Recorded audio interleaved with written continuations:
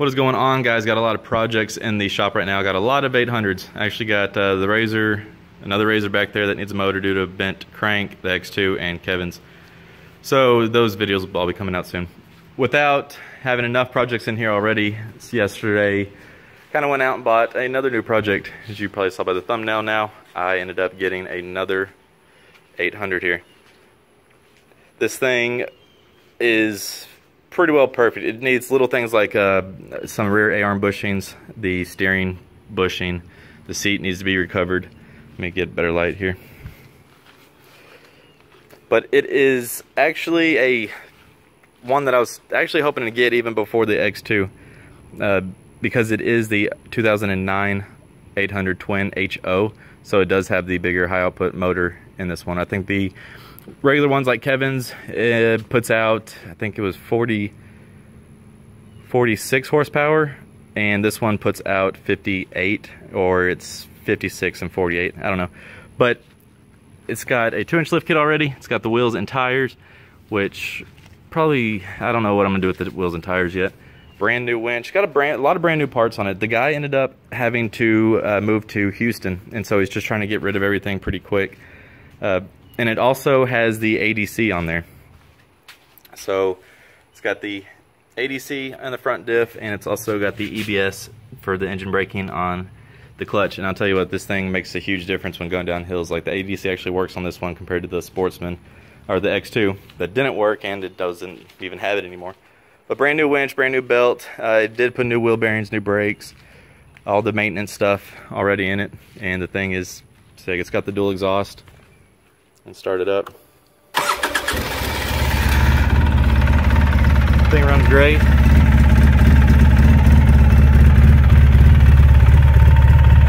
Oh, got the rear bumper on it.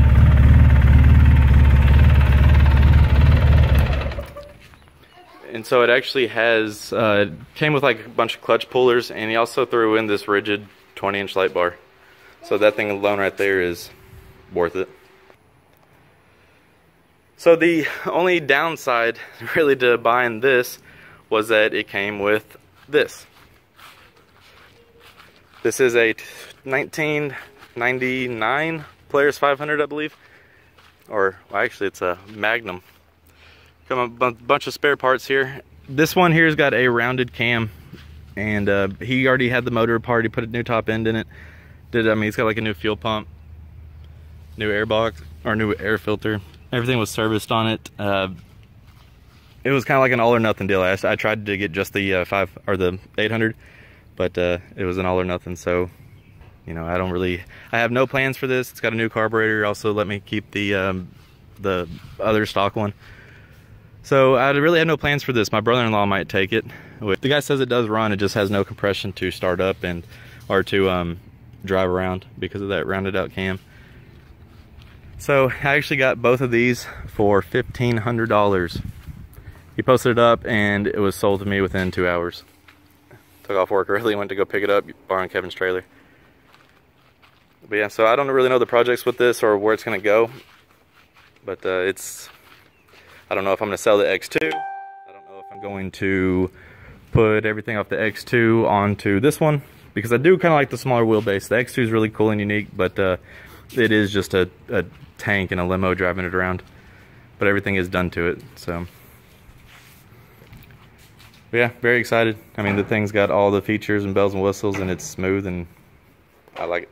Here in the shop working on the new Sportsman 800 that I just picked up, and just kind of go over some of the things that just kind of look out for, especially on a cramped four-wheeler like this. I mean, there's stuff in that 800 motor in here, and is quite a bit of wiring in the way they got it kind of all bundled up. It's just things to look out for, and this is why usually when I do get a new to me four-wheeler, I go ahead and just tear it down to look and inspect everything.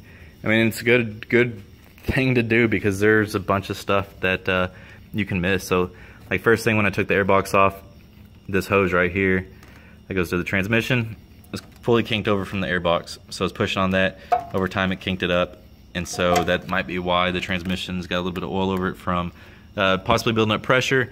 Like this right here where your wire's coming down, I've got a rubbed in spot right there. On the sensor right here, the map sensor, where the zip tie probably from factory was, where they at, let me see. There it is. They're all chafed through right there. They're not burnt through at all, and they're not cut at all. It's just the coating's out, but that could still short out.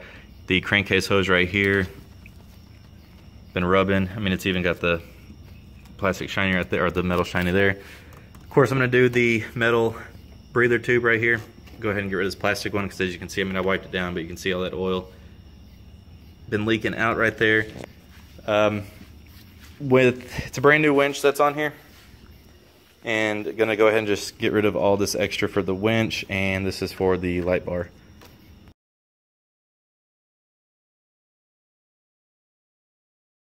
Along with that, I'm gonna dielectric grease everything, all the fuses right here, the relays, and for some reason one of the injectors is just so pulled over tight right there. So I'm gonna go ahead and redo that part. Just kind of give everything a good once over. Check oils, check wires. Obviously wires is a big thing. But we're gonna go from there. Just also doing, I took off like one thing, and then that led to another, which led to another, and this is where we are, because I'm replacing like the steering bushing. I already got that out, waiting on the new one. The rectifier, I'm gonna go ahead and change out to a newer one. Like I said, that cap, tie rods, there's a few other little small things, but it's just a good chance to inspect your stuff and know what you're gonna be getting.